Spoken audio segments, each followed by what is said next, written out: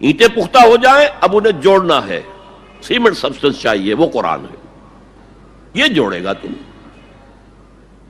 چنانچہ یہی بات حضرت شیخ الہند مولانا محمود حسن دیوبندی اسیر مالٹا نے اپنی اسیری سے رہائی پانے کے بعد واپس جب آئے ہیں تو دیوبند میں علماء کے ایک بڑے اجتماع سے خطاب کر کے کہی۔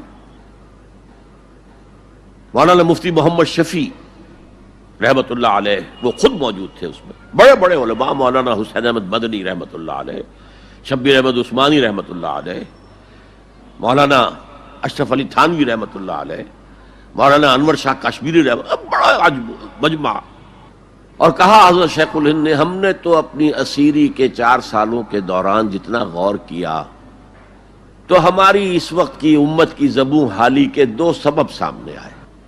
مولانا مفتی شفیع لکھتے ہیں، ان کی کتاب وحدت امت کے نام سے، کہتے ہیں کہ پورا مجمع ہمہ تن گوش ہو گیا کہ یہ شیخ الشیوخ استاد العلماء عمر کے اس آخری درجے میں اس حد پر آ کر اب نیا سبق کون سا سیکھ کر آیا ہے؟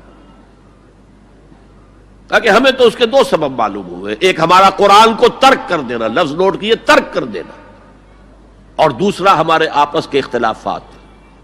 چنانچہ میں تو یہی فیصلہ کر کے آیا ہوں کہ اب زندگی جتنی باقی ہے 2 ہی کاموں میں لگاؤں گا، ایک تو یہ کہ ناظرہ قرآن پڑھنے کے مکتب گلی گلی کھل جائیں اور عوامی درس قرآن کے ذریعے قرآن کے پیغام اور قرآن کے حکمت سے لوگوں کو روشناس کرایا جائے۔ عوامی درس قرآن کا لفظ استعمال کر رہا ہے شیخ الہند، جنہیں میں 14ویں صدی کا مجدد اعظم سمجھتا ہوں۔ اور نمبر 2 یہ کہ آپس کے اختلافات کو ہوا نہ دی جائے۔ یہ واقعہ کوٹ کر کے مفتی محمد شفیع صاحب لکھتے ہیں کہ حضرت شیخ نے جو 2 باتیں کہیں اصل میں وہ ایک ہی ہے۔ ہمارے باہمی اختلافات بھی تو اسی وجہ سے ہیں کہ ہم نے قرآن کو ترک کر دیا ہے۔ بتائیے شیخ الہند نے کیسے ترک کیا قرآن؟ مولانا مدنی نے کیسے ترک کر دیا قرآن؟ کیا مطلب اس ترک کرنے کا؟ حال تو یہ ہے کہ مولانا مدنی رحمت اللہ علیہ، حالانکہ وہ تو گرفتار نہیں ہوئے تھے، وہ تو والنٹریلی اپنے شیخ کی خدمت کے لیے گئے ہیں ساتھ، اور اس حد تک ان کی وفاداری اور ان کی خدمت گزاری کہ رمضان کا مہینہ آیا تو حضرت شیخ الہند نے حسرت کے ساتھ کہا زندگی میں یہ پہلا رمضان ہوگا کہ تراویح میں قرآن نہیں سن سکیں گے، اس لیے کہ نہ شیخ الہند حافظ تھے، نہ مولانا مدنی حافظ تھے، اور تیسرے ان کے ساتھ ایک اور تھے، ان کا میں نام بھول رہا ہوں، وہ سرحد کے پٹھانوں میں سے تھے، کوئی حافظ نہیں تھا۔ اب آپ غور کیجئے، استاد اور اپنے شیخ کی اس حسرت کو دور کرنے کے لیے مولانا مدنی روزانہ 1 پارہ حفظ کرتے تھے اور رات کو تراویح میں سناتے تھے، روزانہ 1 پارہ۔ اور یہ انہونی بات نہیں ہے، جب ساری زندگی قرآن ہی سے شغف رہا ہے تو وہ ہے تو صحیح ذہن میں، اب صرف ان کے لنکس ملانے ہیں آپس میں، اور کیا ہے؟ اصل میں قرآن کو ترک کرنے کا مطلب کیا ہے؟ وہ اصل میں ایک اور بہت بڑے عالم دین کی بات سنیے آپ، مولانا سید انور شاہ کشمیری رحمت اللہ علیہ، جو دیوبند سے آ کر آپ کے قریب میں ڈابھیل میں انہوں نے مدرسہ قائم کیا تھا۔ وہ ایک مرتبہ قادیان میں ایک جلسہ علماء کیا کرتے تھے ہر سال رد قادیانیت کے لیے، تو ایک سال اسی طرح وہاں علماء جمع تھے۔ اب جس نے یہ واقعہ بیان کیا ہے اس کا نام میرے ذہن میں اس وقت نہیں ہے، کہ میں صبح مولانا انور شاہ کشمیری رحمت اللہ علیہ کی خدمت میں حاضر ہوا تو دیکھا کہ غم کی تصویر بنے بیٹھے ہیں، بہت اداس، غمگین۔ میں نے پوچھا حضرت کیا معاملہ ہے، کوئی خاص سبب ہے؟ فرمایا بھائی کیا سبب ہے، یہ سوچ رہا ہوں کہ اپنی زندگی عمر ضائع کر دی۔ میں نے کہا حضرت آپ نے زندگی ضائع کر دی، عمر ضائع کر دی؟ آپ نے علم، بیہقی وقت کہلاتے ہیں انور شاہ کشمیری، جیسے امام بیہقی تھے، محدث اور فقیہ دونوں اعتبارات سے بلند، تو آپ نے پڑھنے پڑھانے میں، سیکھنے سکھانے میں ساری عمر گزار دی، تو آپ کی زندگی ضائع کیسے؟ کہنے لگے ہم نے سارا زور اسی پر رکھا کہ ثابت کر دیں کہ شافعی کی رائے صحیح نہیں ہے، ہماری رائے صحیح ہے۔ اسی کے لیے دلائل، اسی کے لیے بحثیں، اسی کے لیے لمبی چوڑی جو ہے ہمارے ہاں نشستیں منعقد ہوئی مدارس کے اندر.